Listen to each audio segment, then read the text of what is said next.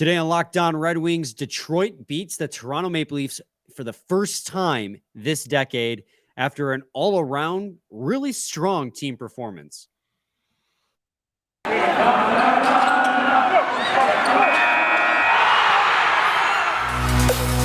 Locked On Red Wings, your daily podcast on the Detroit Red Wings, part of the Locked On Podcast Network, your team every day.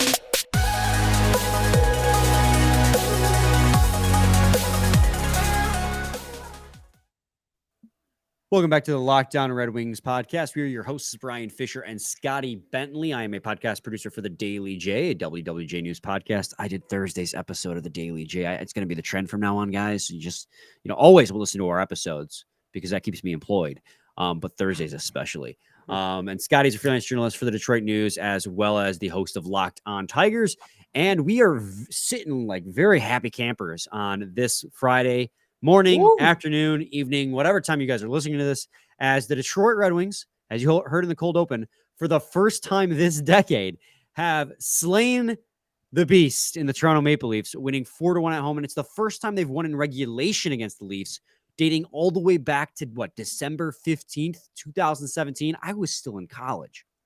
Yeah, I was like just starting college. Yeah, like that's so crazy, dude. Like, I mean, what a night though. I'm so amped. Like, what a hockey game, man.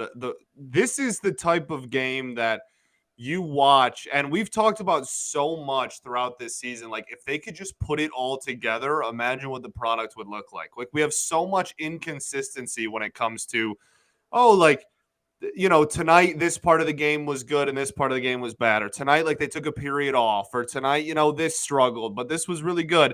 And we've seen every single aspect at some point in this season be the strong suit of the team, but not all in one game yet, like up until this game. And I think this is, if it's not, I mean, no game I don't think is really perfect. So I don't know if it, firing on all cylinders, it's as close as we can get. Yes. It's as close as we have gotten, I should say, to an all-around, just like all areas, just firing on all cylinders game from the Red Wings.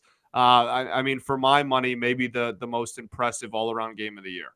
Yeah, I mean, for what it's worth, Toronto, I think that definitely did tilt the ice towards their direction in terms of like offensive chances at even I won't say offensive chances, shot attempts at even strength. No, for sure. As the game went on, but the first half of that game, it was all Red Wings, and then as the game went on, yes, sure, the Toronto Maple Leafs tended to get the Toronto Maple Leafs tended to get more of the shots, but actually, I was going to say just based on what I saw on the ice, it felt like the Red Wings had the better high danger chances and actual scoring chances. But actually, the data, Scotty, backs it up. In the high danger Corsi for percentage, the Red Wings had the 59.94% advantage. I mean, they hit like 4 posts. They were getting shots down low inside the slot. They were dangerous in this game. They lived in the slot. Do you have the heat map already? Do you want to go to this early? It's like they really did, and like that's not to say again. Like I know that we're gonna, I know that we're gonna see a lot of high danger opportunities for Toronto too. But look at like in the low slot right there for Detroit. Like that's where they lived, man. Like they had a lot of opportunities right there, and I think that was a big reason for, like stretching that out as far as you can stretch that hot zone out for the Wings, like the better. Like as far as you can stretch that out further and further into the slot, the better. So I think seeing that all the way up, to the equivalent of the face-off circle, like that's, that's great. And for those listening at home, the heat maps at even strength are pretty much identical for both teams. Now, the Toronto Maple Leafs did outshoot the Red Wings, so the heat map for Toronto is a little bit darker in the slot, but the Red Wings lived in that slot as well, and you can very clearly see that. I mean, even defensively, like if you can put you're gonna give up high danger shots like right in front of the net, like it's gonna happen, and that's obviously what we gave up, but we're used to that, kind of comparing and contrasting the two. Like we're used to the opponent's heat map, like stretching out again and like going into that slot area and getting higher and higher into the slot. And this one was really like all they really had to worry about in high volume was right in front of the net. And outside of that was pretty inconsistent. It's And not even just exactly right directly outside the net, like to the left of the net, yeah, which I'm not I sure you can ask for too much of a better defensive. I mean, obviously better defensive performances are possible, but given the state of both teams, I'm not sure really going into the game, you could really be happier with that type of that optically what that heat map says. I'm glad that it showed that they had a lot of chances to the left of the net, because I also noticed that watching the game that it felt like they kept Toronto Maple Leafs kept trying to stuff it in like right on that left post consistently. And they had that first goal of the game that got called back off the faceoff. The rookie tried to kick the puck up to his stick, but then it went off Oli Mata's skate into the net. So it was a no goal because the last contact on the offensive player was a kicking motion. I learned something new in this game, because I thought that if it went off the other team, it still counted, but apparently the last contact has to come from a deflection or a stick. It can't be a distinct kicking motion, no matter what it deflects on after that. Yeah. So that I learned something new. We'll take those. It's kind of funny though, because that puck was going to go on his stick. Like he was heading right towards him. So Oli Mata kind of saved a goal by scoring on his own goalie. Yeah. In a weird roundabout way. He literally did. Yeah. Yeah. By accidentally deflecting that puck into the zone, or into the net rather. But that's neither here nor there. It's kind of a momentum shifter. Like, I don't know. I not that it was, like the key to the game or anything. It happened 55 seconds into the game, but I mean, it was a little bit. I mean, I'm sure it took the wind out of their sails a little bit, and the Wings really played well for the next, I mean, honestly, rest of the game, but especially for the remainder of the first period. The first and the first half, I would say, of the second especially was really, really solid play all around. Well, because that very first goal was like, and I tweeted calling it like a vintage Raymond goal, even though it's the second year in the league. But last season, it felt as if every single Lucas Raymond goal that we saw was this kind of goal. Dylan Larkin streaks across the blue line. Lucas Raymond is trailing behind. Dylan Larkin drops it back. Lucas Raymond rips it home. And that's exactly what this goal was. It felt vintage despite him being in the league for just a year and a half at this point. But it was a really nice goal. And it, you talk about the goal that got called off being a momentum shifter, but this really, I feel like, was a true momentum shifter. Now, don't get me wrong. I was still very nervous because I know what the Toronto Maple Leafs are. I know they're still very good at hockey. But when the Red Wings got that first goal and struck first, I was like, okay, they're going to score goals tonight. At least one, which is good. And, getting the lead at home is going to be huge for momentum. And they carried that into the second period, where Robbie Fabry on 5-on-3 actually that was a 5-on-3, or was it 5-on-4 at that point? I think it was just a regular power play. That was just a regular power play. Yeah. Because it started off as a 5-on-3. They couldn't convert, but when it got to the right, but it was basically a 5-on-3 because which Toronto Maple Leaf was it that broke his stick and went to, right. There were a lot of broken sticks in this game. I noticed that too. Weird. So much. But yeah, it was a beautiful, beautiful tic-tac-toe pass from Dominic Kubalik. Did you hear the call? Were you watching on ESPN? Did you hear the call? Tic-tac-toe! It was so sick. It was such a good call, for real. Yeah. But Robbie Fabry, 3 goals in 4 games since coming back. He doesn't look like he's lost a single step. He continues to play super well. Yeah, and this is something that we talked about a lot going into the season, and we often talked about this team's depth was going to be the best it's looked in a while, and it was only going to get deeper because Robbie Fabry was going to come back. Now, obviously, that did not go to plan because other injuries happened, but this is such a huge, in-season get. Oh, yeah.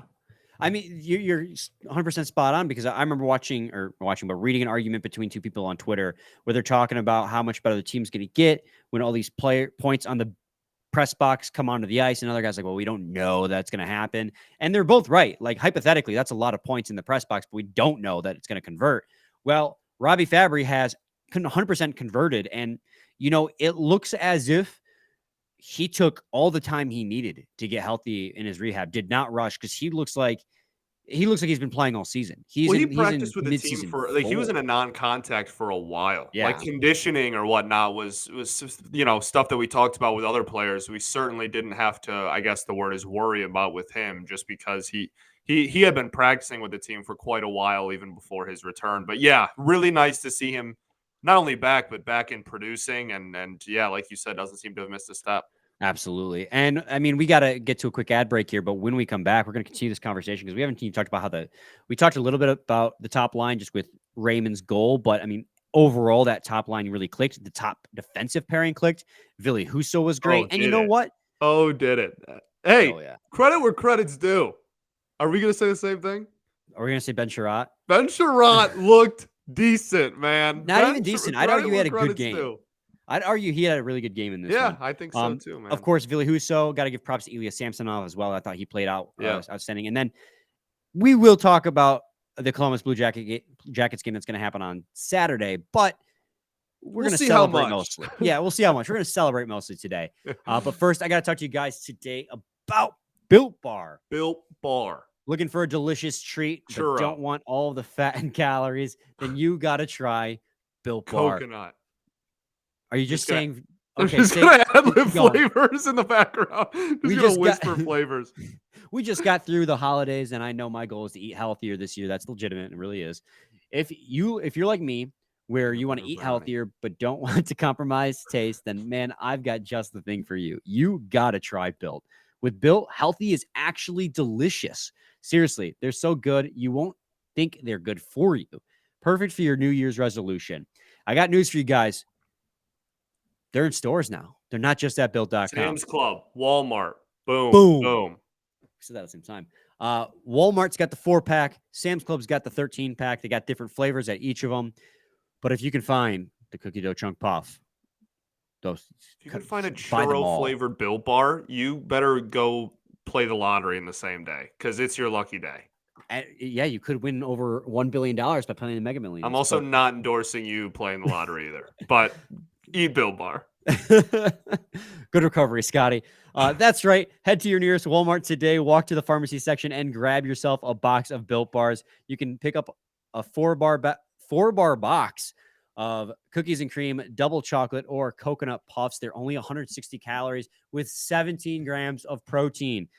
Go get them now. Sam's Club's got the 13-bar box, brownie batter, churro. You'll thank us later. Go to BuiltBar.com. Go to Sam's Club. Go to Walmart. You won't regret it. Segment 2, almost at segment 3. Don't want to rush this. We gotta take this celebration slow. Segment 2, Locked On Red Wings podcast. And what a day. What a day. What an absolute day. Let's talk about the top line. Raymond, Larkin, Bertuzzi. Strong showing from them again. Obviously, we already talked about Raymond's goal, but Bertuzzi, man, he had 4 or 5 point-blank opportunities and just could not bury it. I don't know whether or not to be super happy about his performance or to be frustrated at his performance. Because, one, he led the team in expected goals for percentage. He had an expected goals for percentage in this game, Scotty, of 80%. He had a Corsi for percentage of 55%. That disparity, because remember, expected goals for is the quality of the shot attempt. Well, Corsi is just the shot attempt.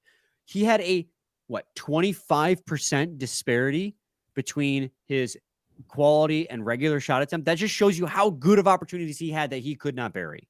Yeah, absolutely. Well, I mean, just talking in general, the top line as a whole, man, golly, what a performance. Larkin was buzzing. And he Larkin shows up every night, and that's not someone we usually have to worry about, but he's going to get the bag. I mean, golly, man, he really was buzzing. We already talked about Raymond a little bit. Bert looked really solid. And the thing about Bert too is Bertuzzi is somebody who can be so effective on the forecheck. And I think that that's something that this team was missing a lot while he has been gone. And we've seen in the games that the Wings have looked good, that's a consistent thing we keep bringing up. Anytime the Wings take down a good team or play really close to a good team or whatever, it's something we bring up almost every time is how good the forecheck looked. And I thought that the team as a whole had a really good performance in that regard tonight. And I think that Bert was one of the highlights of that, just consistently pestering the offensive zone while Toronto had the puck. Just a really, really good performance. I mean, I completely agree. And the stats agree with you too. I mean, if you look at the top 3 players in expected goals for percentage, it's them all the way. It's 80%, 79%, and 70%, Bertuzzi, Raymond, Larkin, respectively. I mean, they dominated the Toronto Maple Leafs when they're out there. And I mean, caveat, Austin Matthews did not play this game, but I don't think that takes Is he anything sick? away That's from. what they said? He's sick? They say he's sick and he's been dealing with injury like all season long. I don't Yeah, think that because takes he away didn't at play. all. This was a second night of a back-to-back for Toronto as well, for whatever that's worth, and he didn't play in either, I think.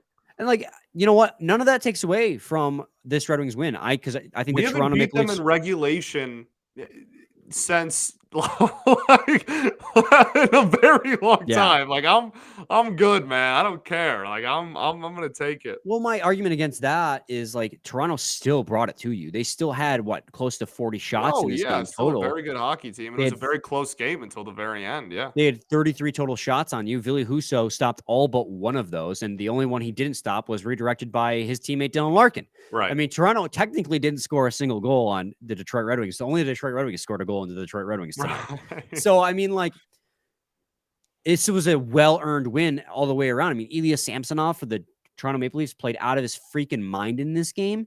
He had a great game. I know he ended up letting in 3 goals on less than 30 shots, so his save percentage is like .864. But, you know, don't let that fool you. That last goal that he let up against Mo Seider was kind of just like the cherry on top. Up until that point, he was lights out. He was so good, and he made so many stellar saves. That Jonathan Berggren save he made, I think he was a stick save. Some people say it hit the post. I couldn't tell. But, I mean, he was really good. The Red Wings absolutely earned this win. The top line led the way.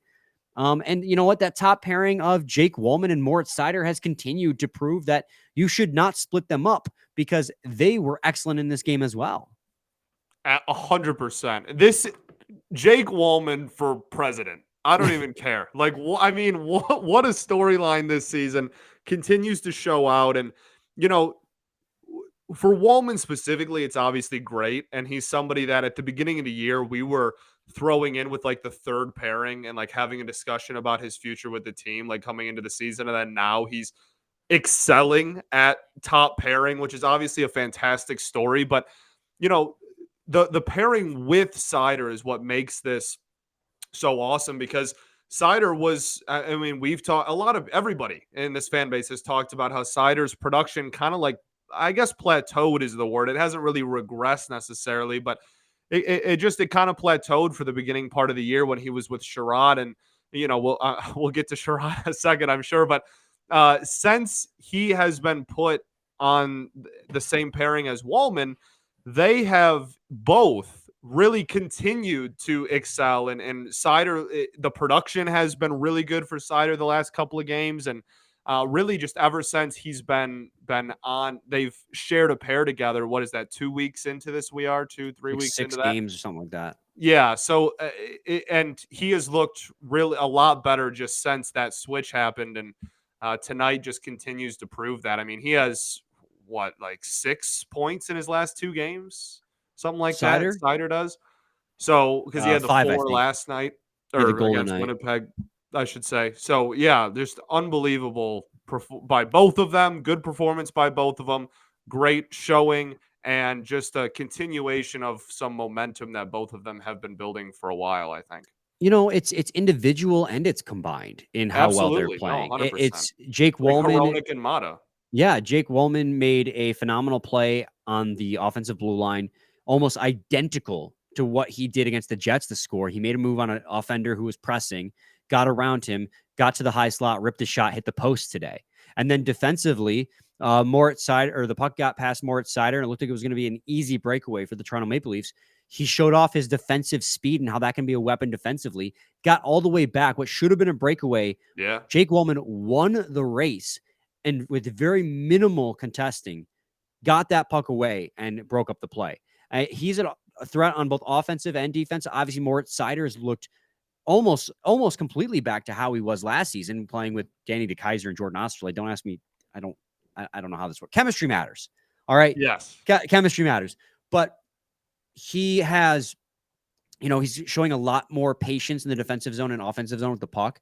Not afraid to draw. And we talked about this in the game against the Winnipeg Jets. He's not afraid to draw players to him to take them out of the play by making a move on them. He did that in the defensive zone by waiting for a Maple Leaf offender to come towards him, a forechecker come towards him, made the move, then gave the pass across to Jake Walman, who very smartly one-touch passed it back to Moritz Seider, who as soon as he made that pass had broken around that forechecker to create an odd man rush going the other way. He created an odd man rush going the way by feeding Adam Ernie, and they almost scored on that rush. I mean, that instantaneous don't think about it chemistry that they already have is just astounding. Like there's individual plays you can do by watching them. Obviously, he scored the power play goal as well. And when my stream was quite far behind the live feed. Must be a day that ends in Y. It's a day that ends in Y. And so when I saw the notification that Moritz Seider scored, I automatically assumed, they just pulled the goalie to make it 5-on-5. When I actually saw it happen, that was a really nice power play goal assisted by Jake Walman and Lucas Raymond.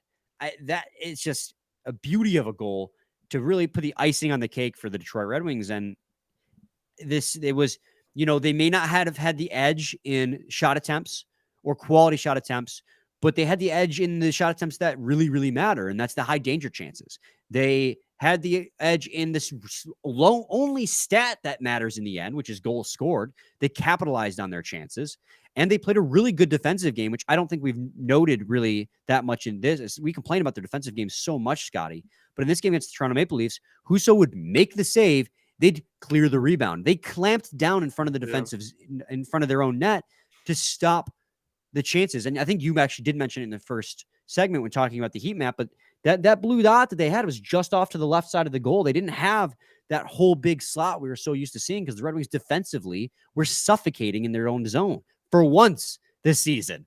So they just all around played a really good game against an excellent hockey team, and they got rewarded for it. And that's something that we've been talking about is they keep playing well, they'll get rewarded. A power play goal, 2 power play goals, no penalty kill goals. Everything, like you said earlier, everything just came together to coalesce. And you saw how good this team can be. Not you. I mean, yes, you, but the listeners. Everyone got to see how good this team can be when everything comes together. We just need that more often. 100%. When we come back, we'll wrap up our conversation. We still got to give props to Ben Chiarot. We still got to give props to Ville Husso, who played unreal. And then we'll finish up with a quick game preview of the Columbus Blue Jackets. But first, I got to talk to you guys today about who other than BetOnline. BetOnline.net is your number one source for sports betting info, stats, news, and analysis. Get the latest odds and trends for every professional and amateur league out there, from pro football, college basketball, and the National Hockey League regular season. You know what? Spring training is around the corner, too. I wouldn't be surprised if you see odds start popping up there. I know you already have early World Series favorites. I know that's out there. They got it all at BetOnline. Tigers moved in the wall. We're going all the way. Let's go. If you love sports podcasts, you can even find those at BetOnline as well. They're the fastest and easiest way to get all your betting info. Head to the website today or use your mobile device to learn more. BetOnline, where the game starts. I struggled to get the banner to go away there for a second. Segment 3 goes away. It never goes away. Segment 3, Locked On Red Wings podcast. Great job, Brian. Just lead off with the The Detroit Red Wings, again, winners 4-1, 2 in a row. We're 1 win away from a win streak, but it couldn't have happened without Ville Husso. It couldn't have. It really couldn't have. And we've said that so many times this year, and I'm sure it's kind of getting broken record-y, but when it's a good news thing, it doesn't matter because it's just so true. Like this team, between the ups and the downs of the season and whatnot, they would not be where they are today on January 13th without how well Husso has played all season. And they especially are not playing or are not in that game as much as they are and not hanging around with the Maple Leafs or with a team of any caliber like the Maple Leafs without Ville Husso either. I just realized you said January 13th. Yeah, I know. It's Friday the 13th. I know. It's Friday the 13th. Spooky. Bad day to be a Maple Leafs fan, baby. No, yeah, Ville Husso. And you know what? We've said it in previous games leading up to this point. He's had, I won't call it a rough stretch because I think the team just played horrible in front of him and did not put him in a position to succeed. All those ruthless penalty kills that they had where they just could not stop the other team from shooting the puck. But I felt like this was not only a great game for him, but like a great game for his confidence. A perfect 970 save percentage, a goal saved above expected of 1.85. This was a game where he was just in absolute top form. Again, the only goal that he allowed was a redirection off the stick of his own teammate. That's it. Without that, it would have been a shutout of the Toronto Maple Leafs. And that would have been huge. And it's still huge for Ville Husso. But like you said, Scotty, we've been saying it all season long, but Ville Husso puts this team in a position to succeed every single night. He goes out there, and I don't see that ending anytime soon. Even in the rough, like 5-1 losses, you had 2 penalty kill goals that killed you and sank it. It's just, he is a brick wall for the Detroit Red Wings, and he earned that contract, and he's earned the starter role. And, regardless of what happens when they call Nedeljkovic back from the AHL, he has nothing to worry about. Absolutely nothing to worry about. No, I would say arguably the most valuable player on the team up to this point this season does not have anything to worry about for the foreseeable Certainly future. the most consistent player on the team. Yeah. And then the final guy we got to give props to, Ben Chiarot actually had a really good game in this one. And we got to give props when people play credit well. Where credit is due. He had a really important block shot. Yeah, I think the block shot really highlighted a pretty solid all-around performance. And he had, in the first period, he had a couple of missed assignments early. But really, besides that, there wasn't any glaring. And look, like, there were points in this game where it got pretty physical. Like, at the end of the game there, especially after, like, the Walman thing happened. And, honestly, early on, like, really throughout it got pretty physical. And say what you will about Ben Chiarot, but when an opponent is physical against you, he's going to attempt to be physical back. So, like, he at least brings that to the table on a night in and night out basis. And so we had that going for us a little bit, which was nice. But, sometimes he's overly aggressive and it will cost the team. And in this game, I didn't feel like he did that. I feel like he stayed in his zone for the most part. They didn't play too much man with him on the ice that I remember, but he was too much man. Right. Yeah. Well, yeah. But I think that, no, I think he was solid in this one. Yeah, this was one of those games where Ben Chiarot understood the assignment. He didn't chase hits. That's the biggest thing that kills Ben Chiarot is bad pinches and chasing hits that get you out of position. He didn't do that in this game, but that didn't take away from his ability to play physical. Like you said, there were a couple times where he was really bullying the Toronto Maple Leafs forecheckers and kind of getting in their heads. And then, of course, on the penalty kill that one time, blocked shot at a timely moment against John Tavares, I believe it was. Huge. And then, of course, just how he drew it up, the bank off the boards that totally wasn't meant to be just a pass to Tyler Bertuzzi that went all the way down for a goal. And I originally thought it was Tyler Bertuzzi who redirected it, but it was Ben Chiarot's goal. And I'm not going to lie, he deserved it. Tyler Bertuzzi would have deserved it too because he had a fantastic game. But Ben Chiarot, he earned that goal because he had a great game. I think that was the perfect reward for him. Agreed. Side note, we didn't mention it, but Lucas Raymond had a 3-point night, and he is now on pace to beat his career high. So for all those people who were a little bit afraid of a regression from Lucas Raymond, he's quietly climbed his point totals back up towards the top of the team. Game preview. Yeah. Detroit Red Wings play their third and final game against the Columbus Blue Jackets on Saturday. They've beaten the Columbus Blue Jackets handily both times they've played them. 6-1, 4-2, I think it was, in both of those games against them. Yeah. They're 8th in the Metropolitan Division, 12-27-2. The Columbus Blue Jackets, Scotty. You know what's fun? I graduated from Oakland University with a degree in communication and a minor in broadcasting, and I still can't talk. I work in radio. I do podcasts professionally, full-time, and this, and I still can't talk. Anyways, crazy. The Columbus Blue Jackets aren't having a good season. This is like when you're a defenseman and you were like, what is defense? On Twitter? Because I totally wasn't talking about the Red Wings defense. Yeah, obviously not. Obviously not. Yes. No, you just don't know what it is. Anyway, the Columbus Blue Jackets, Scotty, this is a perfect opportunity for the Red Wings to go streaking, baby. Yeah, they got 2 in a row. They just came off a 3-game losing streak. They need this. This is 100%. The perfect team to face when you're trying to keep that ball rolling, really build momentum is the Columbus Blue Jackets, which means, of course, they're going to lose.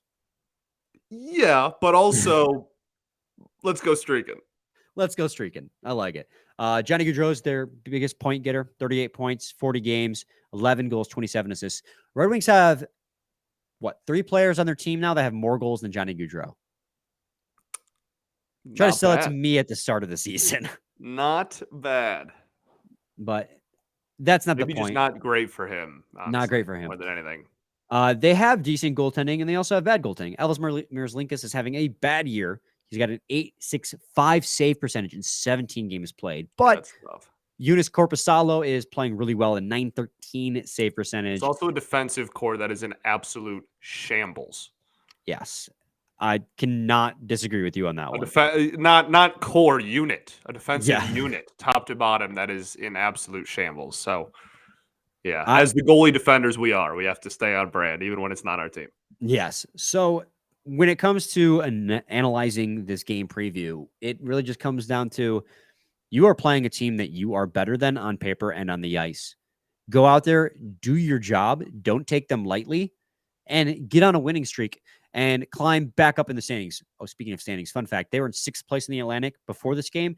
After the win, they're in 4th place. That's how tight the bottom half of the division is. Boom. Ridiculous. I hate the Atlantic. I hate it so much. But yeah, I mean, that's what it comes down to when you're analyzing this game preview is who do you think's in net for us? Got to go back to Husso, run it back. Yeah. He's got a day off in between. I mean, I'm down. I was just curious if they go to him for a whole week straight. I mean, you could go to Hellberg considering, I hate saying considering the opponent because on any given day, anyone can win. That's how hockey works. But if you want to give Husso a break, this would be the team to do it against. But you're also a team that's finally beginning to get hot, and you can't do that. You would. This is like weirdly a game that I don't want to call anything a must win in January, but like this is like weirdly a game that you feel like you really need to win. Like this is you are better than them, and if you win, then you are on a 3-game win streak. You got 6-3, right? Like this is a game that you really need to take advantage of an opponent and not have like a letdown game. You need to not have the classic, game after a really tough opponent and a really hard fought game to have a huge letdown day. You need to keep the pedal to the metal. So it's tough. You kind of see the play to the opponent thing, but you also, if you're showing up to the arena and you go, which goalie on this team gives me the best opportunity to win on any given night, then Husso would play 82 games. So it's tough. Let me put it to you this way. You're facing a team that you are better than at 5-on-5. Right, which is saying something. You're 27th, they're 29th. Right. This is a team that you should be able to beat. Go out 100%. There, do the job. Hundo P. Scotty, how do you feel about the Tigers bringing the walls in?